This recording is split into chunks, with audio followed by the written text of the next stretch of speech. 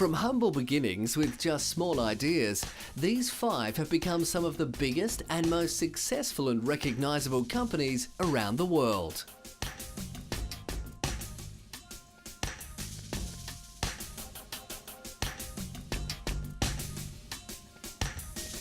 We're talking about confident women making great choices for themselves, and we believe women can be sensuous at any age, and that's part of this campaign. As manufacturers and promoters of cosmetics, perfume, skin and hair care products, Estee Lauder has become one of the world's leading cosmetics companies, selling its products in department stores around the world, as well as having their own retail outlets. And it all began in 1946 with Mrs. Estee Lauder.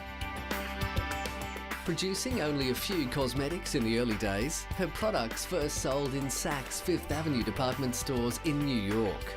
Over the next 15 years, the product range expanded and business went international, making her one of the most influential and powerful business geniuses around. By 1964, they'd begun Aramis Inc. This produced fragrances and grooming products for men. By 1968, Estee Lauder had expanded once again with Clinique Laboratories Incorporated, which was the first dermatologist-guided, allergy-tested and fragrance-free cosmetics brand by the company. Estee Lauder is now one of the largest companies in the United States and continues to be run by the Lauder family, who has 70% control, with Vice President Evelyn Lauder receiving the Hall of Fame Lifetime Achievement Award. Throughout the years, Estee Lauder has used many well-known people to be the face of their products, such as models Hilary Rhoda and Elizabeth Hurley. The company has also been a major supporter of the Breast Cancer Research Foundation, having raised over $10 million. For the launch of Pleasures by Gwyneth Paltrow Limited Edition, a collection inspired by her favourite pampering rituals, 100% of the net proceeds were donated to the Breast Cancer Research Foundation, with the newly recruited Paltrow excited to have joined the team. I don't know, I was really thrilled when they asked me to represent it, because I really had liked how Estee Lauder was, they had sort of changed their image in the last few years, you know, when Mario Testino started shooting the ads, and it was really funny actually, because I had started to notice how beautiful it looked, and then I got the call a couple weeks later that they were interested in doing a deal together. Top designer Tom Ford also collaborated with Estee Lauder to produce the Tom Ford Estee Lauder collection. It is a reinterpretation of select iconic Estee Lauder products, including the classic Youth Dew fragrance and the brand's original gold fluted makeup packaging.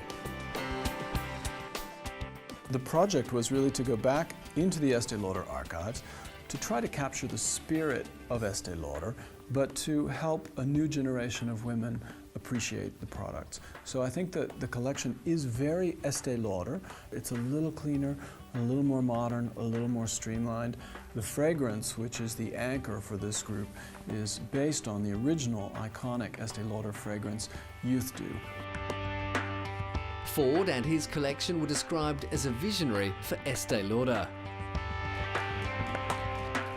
For the launch of the fragrance Sensuous in Bloomingdale's, the cosmetic company's models were on hand to represent sensuality in their 20s, 30s and 40s.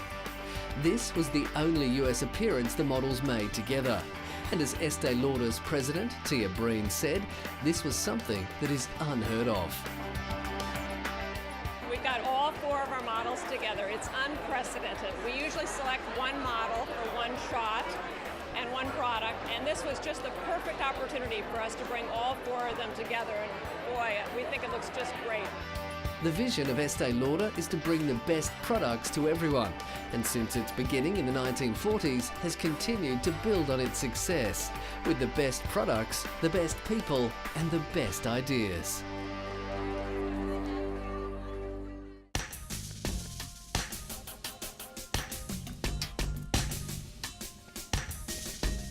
If you're familiar with the story of Peter Pan, you know that a little sprinkling of Tinkerbell's fairy dust can make you fly.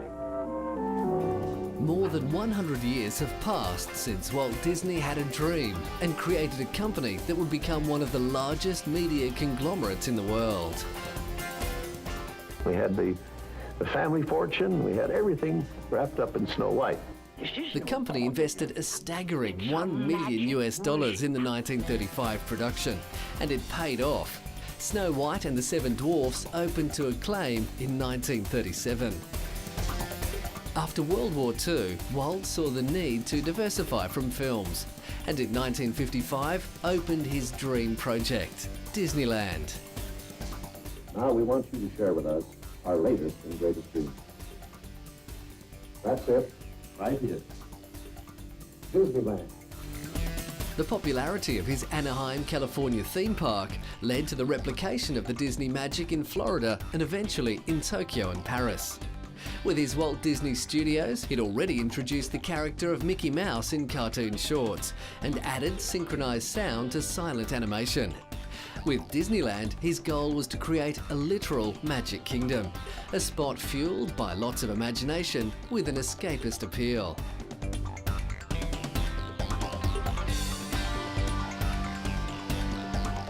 Decades later, Disney continues to stay true to its origins with animated films. With popular films like Ratatouille and WALL-E, as well as live-action films, The Chronicles of Narnia and The Pirates of the Caribbean, the film studio remains the core of Disney's focus. The kernel of what we do really is the film business still. It's the germ of what finally became Disneyland came from the films or the music. The germ for almost everything we've done around the world has come from these new, fresh ideas. Hakuna Matata. Hakuna Matata? After Walt's death in 1966, his successors have taken their founder's vision to new heights. Huge hits like The Lion King and Toy Story fueled the resurgence of the company's animation division in the late 80s and early 90s. Live-action films like The Sixth Sense have gained critical and popular acclaim. Soldiers who today are heading hard in the far waters of the Pacific. Not even in Walt Disney's wildest dreams would he have ever imagined his company would one day acquire the whole network on which his early shows were broadcast, the ABC. Ex-Disney CEO Michael Eisner made moves to keep the Disney dream alive before being replaced by Robert Igor. Keeping the company in the family, Walt's nephew Roy Disney is also a consultant and director. A whole period of maybe 15 years developing. I started with many ideas, threw them away, started all over again, and eventually it evolved into what you see today as Disneyland. But it all started from a daddy with two daughters wondering where he could take them, where he could have a little fun with them too. The Walt Disney Company purchased Pixar Animations in 2006 in a deal reportedly worth over $7.4 billion. From the launch of Mickey Mouse in the Steamboat Willie cartoon through to the creation of an international media empire, the Walt Disney Company has continued to expand and acquire through both times of acclaim and adversity. From humble beginnings, the Walt Disney Company became synonymous with high-quality, family-friendly entertainment. All you had to do was sprinkle fairy dust and believe. Walt Disney's legacy will continue to touch more generations of Mickey Mouse fans.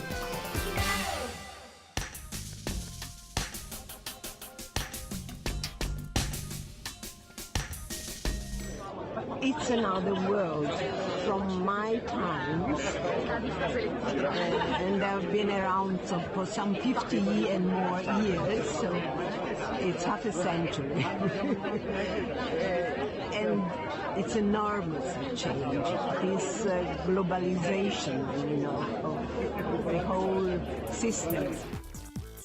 Missoni, the family-managed fashion house with a long tradition, became world famous for its colourful knitted designs and casual mix and match fashion. The Italian fashion house is famous for its unique knitwear. rainbow stripes and knitted zigzags, made from a variety of fabrics in colourful patterns.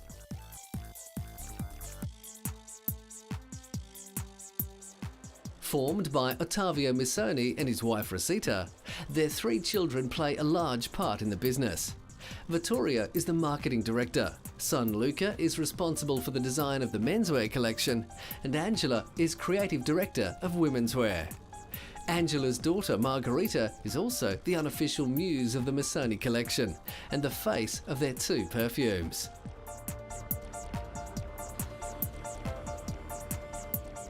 Missoni have also delved into homewares with the Missoni Home collection. While the fashion side is left to the children, Rosita is now overseeing the home designs.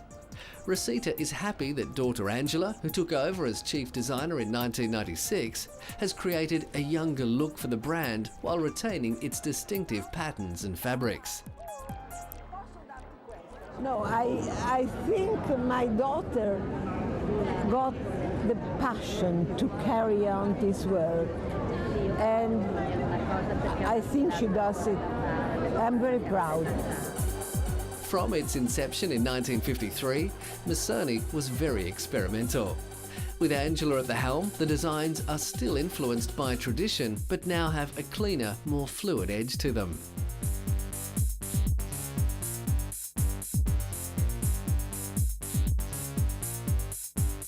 Her designs are bold and elegant and have been worn by famous faces such as Cameron Diaz, Eva Mendes and Nicole Richie. Angela took over from Luca in the menswear department for the 2008-2009 collection and expressed a desire to create a strong look that could match that of her women's wear designs.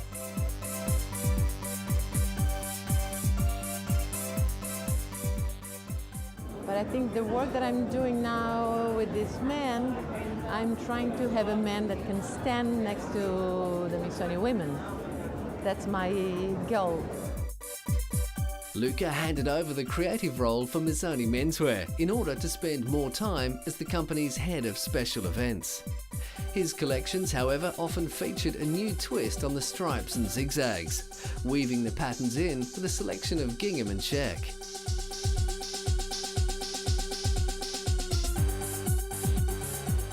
Cuba and the 1950s were often influences. This time is Cuba is an inspiration of a modern nostalgic taste, like modern in vitality and color. In keeping with their signature colourful and geometric prints, the men's collection have become just as anticipated as the women's.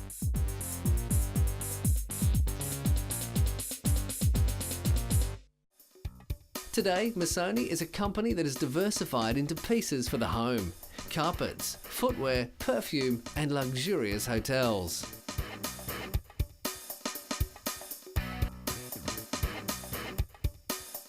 As the new, younger generation play more of a part in continuing the family business, it seems that Missoni has a bright future ahead with its many different company ventures.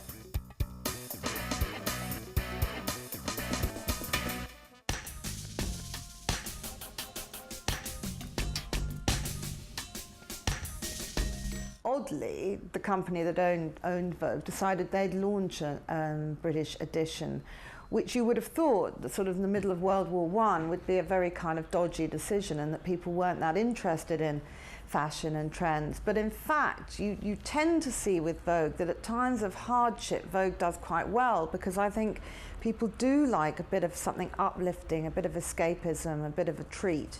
You saw it in the Second World War as well. Originally founded in New York, British Vogue was launched in the UK during the First World War. Today, it has remained a seminal fashion resource for those who have high regard for fashion, current trends and style. As a fashion and lifestyle magazine published in 18 countries, it addresses many topics, not just fashion and design, but also life. Vogue began as a bi-monthly publication by Arthur Tourneur in 1892. After his passing, leading American magazine publisher Condé Nast took over and saw subscriptions increase during the Depression and World War II. By the 1960s, Vogue began to appeal to a younger generation, focusing more on fashion and discussing sexuality. As current editor-in-chief of American Vogue, Anna Wintour, who's well known for her trademark hairdo, has kept the magazine's high status and reputation and made sure it was available for a wider audience by focusing on more accessible and affordable ideas of fashion. Andre Leontali is Vogue's editor-at-large.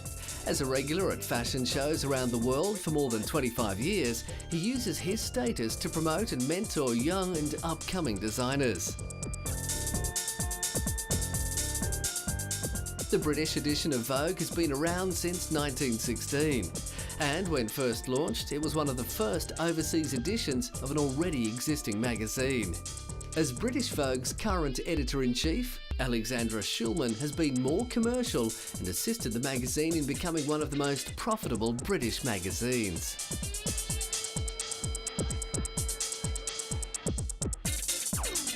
In 2007, it ran over 2,000 pages of advertising at an average cost of over $25,000 per page. So not only is it one of Britain's most profitable magazines, it, apart from the US edition, is the most profitable Vogue. To celebrate its 90th birthday issue, the fashion Bible Vogue threw a plush party at the Serpentine Gallery in London, with a plethora of bigwigs from the fashion world rocking up, including designers Jasper Conran, John Rocker, Maria Grach-Vogel, and of course editor-in-chief Schulman, who's been a major support. Well, we're very excited to be 90 years old. It's pretty phenomenal for a fashion magazine because everyone thinks fashion's like young, and so to make it to 90 years is something of a testament to the power of Vogue, I think. To celebrate British Vogue's 90th birthday, Schulman was chosen to come up with something truly iconic for the front cover of the 90th birthday issue. So instead of just one cover, she decided on 90 covers, reproduced on a 4-page gatefold cut out and keep cover that itself is an illustration of the history of the world's most fashionable magazine. Her reputation for collectible, award-winning covers meant that this one was really a chance to do something spectacular.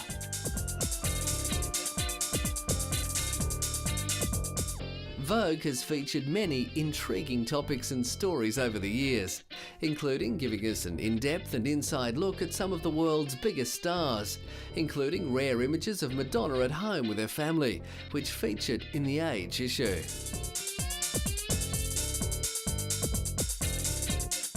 For a magazine that prides itself on being at the forefront of fashion, it has become one of the world's most prestigious and influential fashion magazines.